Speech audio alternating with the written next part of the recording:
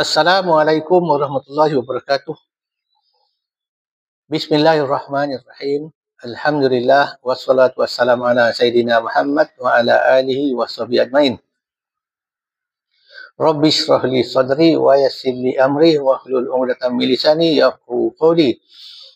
Subhanaka la ilma lana illa ma 'allamtana innaka antal alimul hakim. Pertama-tama kali marilah kita bersyukur kehadrat Allah Subhanahu wa taala kerana dengan limpah kurnianya kita masih lagi hidup dalam lindungan iman, Islam dan ihsan. Dan sama-sama kita sentiasa bertaubat kepada Allah Ta'ala akan segala dosa yang telah kita lakukan sama ada kita sedar ataupun tidak. Dan sama-sama kita sentiasa bermohon kepadanya supaya ia menetapkan kita di atas jalan yang lurus. Astaghfirullahaladzim. Pada video yang lalu saya telah menjelaskan secara ringkas dengan bahasa yang mudah dalam masa yang singkat tentang istilah yang digunakan pakai oleh sesetengah orang yang mengaku sufi pada zaman ini, iaitu awal Muhammad, akhir Muhammad, batin Muhammad, zahir Muhammad. Awal Muhammad itu iaitu nur, iaitu asal bagi segala roh. Allah Ta'ala menciptakan Nur Muhammad, kemudian dari Nur Muhammad itu diciptakan roh Nabi Muhammad, kemudian daripada roh Nabi Muhammad itu diciptakan roh segala Nabi-Nabi, dan daripada roh segala Nabi-Nabi itu diciptakan roh segala umat manusia yang sezaman dengan Nabi tersebut. Dan inilah yang disebut sebagai awal Muhammad dan akhir Muhammad, iaitu awal Muhammad daripada Nur Muhammad, akhir Muhammad itu roh. Dan juga dikatakan bahawa batin Muhammad itu adalah rahsia kepada Tuhan. Ya, rahsia bagi Allah Ta'ala. Ya. Kerana apa? Kerana roh itu tidak diketahui hakikatnya melainkan Allah. Dan dikatakan juga batin zahir Muhammad itu diri kita. Ya. Diri kita sendiri. Inilah istilah ataupun ajaran yang dipegang oleh kebanyakan orang yang mengaku sufi pada zaman ini.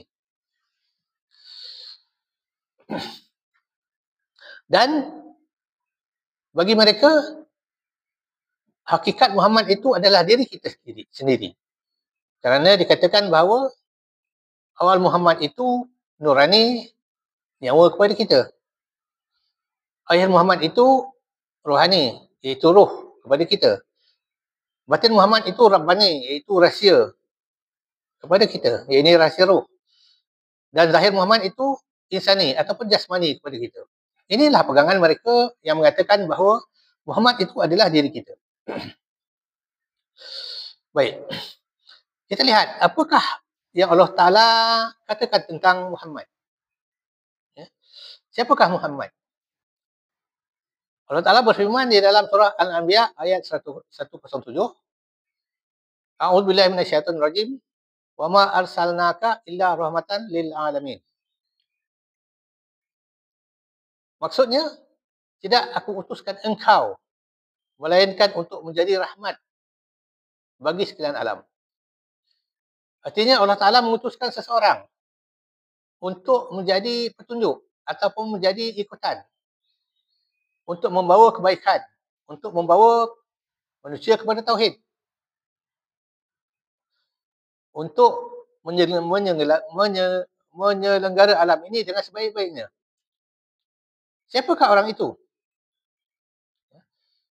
Ulama menafsirkan ayat itu, maksud seseorang itu ialah Nabi Muhammad. Dan arti kata, tidaklah Allah Ta'ala mengutuskan Nabi Muhammad itu melainkan untuk menjadi rahmat kepada sekalian alam. Kerana telah jelas, Nabi Muhammad membawa kepada tauhid, mengeluarkan manusia daripada kekufuran kepada mengesahkan Allah. Dan Nabi Muhammad mengajarkan kepada kita, kepada manusia, bagaimana menguruskan alam, bagaimana kita menjalani kehidupan, bagaimana kita berhubung dengan Allah, berhubung dengan alam sekeliling, berhubung dengan haiwan, berhubung sesama manusia dan sebagainya. Dan Nabi Muhammad mengajarkan kita bagaimana untuk mengabdikan diri kepada Allah. Bagaimana untuk menjauhkan kita daripada syirik kepada Allah. Maka jelas, yang dimaksudkan dengan seseorang itu, yang diutus itu adalah Nabi Muhammad. Dan tidak benar jika kita tafsirkan ataupun kita maksudkan orang yang diutus itu sebagai Muhammad diri ataupun diri manusia itu sendiri. Sebagaimana itikad yang tersebut itu, Muhammad adalah diri manusia itu sendiri. Tidak benar. Kerana tidak semua ataupun tidak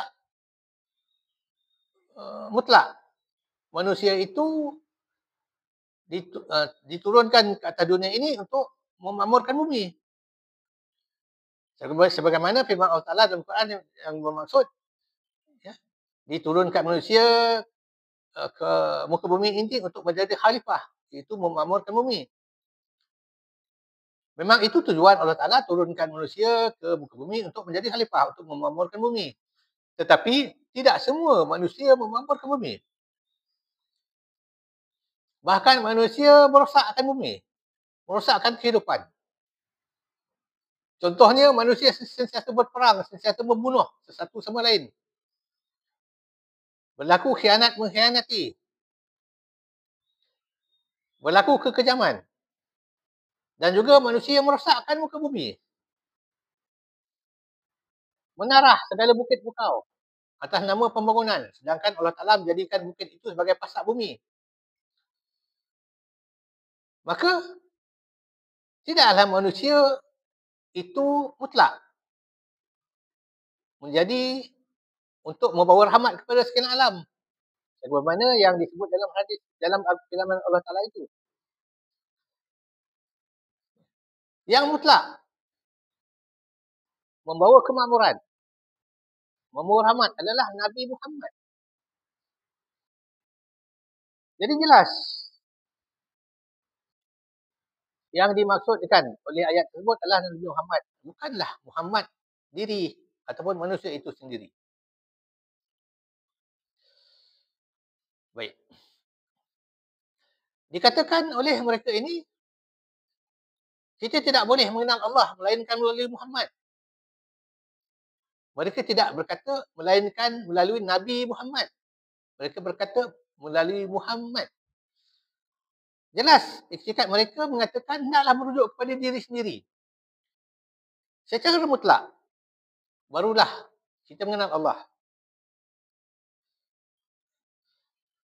Sebagaimana saya sebutkan dalam video saya yang lalu, memang ada ayat Al-Quran mengatakan, dan pada diri kamu, mengapa kamu tidak lihat? Lihatlah diri kamu. Kerana pada diri itu terdapat tanda-tanda kebesaran Allah, tanda-tanda untuk mengenal Allah. Tetapi dengan kaedah yang betul. Kaedah yang betul ialah kita mengenal diri kita ini lemah. Maka kita kenal Allah Ta'ala itu gagah perkasa. Kita kenal diri kita ini makhluk. Maka kita kenal Allah Ta'ala itu Tuhan. Demikian asasnya. Bukan kita mengenal asal kita daripada Nur Muhammad.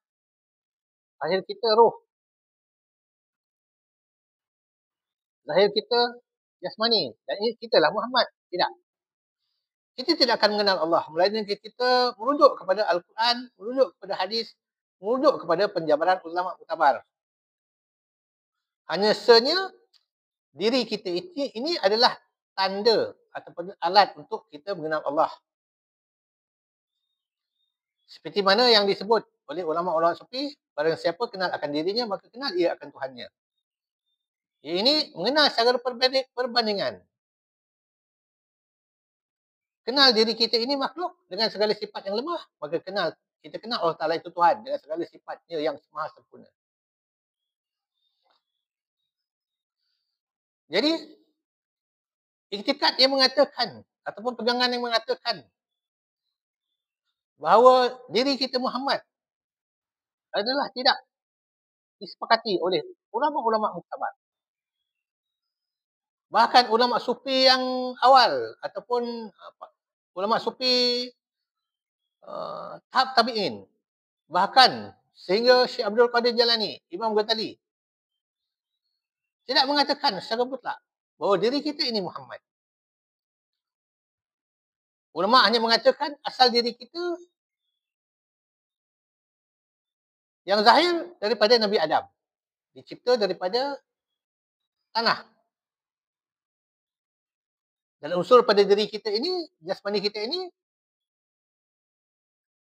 tanah, api, air, angin. Daripada tanah itu berasalnya jasmani kita. Nafas kita itu angin. Kemarahan kita adalah api. Benda lain di dalam tubuh kita adalah air. Maka tidak ada kena-mengena yang dikatakan sebagai zahir kita ini Muhammad. Hanya senya asal roh kita ini daripada Nur Muhammad. Daripada roh Nabi Muhammad. Itu saja. Maka apabila disebut Muhammad, khusus kepada Nabi Muhammad. Tidak ada kepada yang lain. Kerana maksud Muhammad itu yang terpuji. Tidak ada yang terpuji secara mutlak melainkan Nabi Muhammad. Maka dikatakan bahawa Allah Ta'ala telah menciptakan Nabi Muhammad dengan segala sifat-sifatnya yang sempurna untuk kita mengenal Allah Ta'ala. Kerana sifat-sifat Nabi Muhammad itu semuanya terpuji. Tidak ada yang terkeji. Maka yang maha terpuji, maha sempurna hanya Allah Ta'ala. Maka Allah Ta'ala mencipta Nabi Muhammad untuk kita melihat sebagai tanda kebesaran Allah. Kesempurnaan Allah.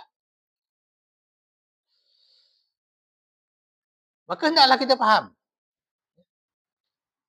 Awal Muhammad, akhir Muhammad, zahir Muhammad, batin Muhammad, ini hanyalah takwil yang dibuat oleh orang yang mengaku sufi yang terkemudian. Yang tidak pernah diperkatakan oleh Nabi Muhammad. Tidak dikatakan oleh Al-Quran, oleh Allah Ta'ala dalam Al-Quran. Dan tidak diperkatakan oleh ulama-ulama sufi yang muktabar. Zaman salaf salihin ataupun sufi-sufi yang terdahulu. Maka iktikad ini tidak mutlak, tidak disepakati. Maka tidak ada kewajipan untuk kita berpegang kepadanya. Cuma kita berpegang secara umum bahawa asal segala roh itu daripada Nur Muhammad. Dan hakikat diri kita adalah roh. Jasmani kita adalah berasal daripada Nabi Adam. Jadi sebaiknya iktikad ini hanya kita pakai sebagai pengetahuan semata-mata. Bukan kita jadikan sebagai satu pegangan mutlak yang menjadi asas untuk kita mengenal Allah. Tidak. Jadi sekian dulu. Billahi taufiq wal hidayah. Assalamualaikum warahmatullahi wabarakatuh.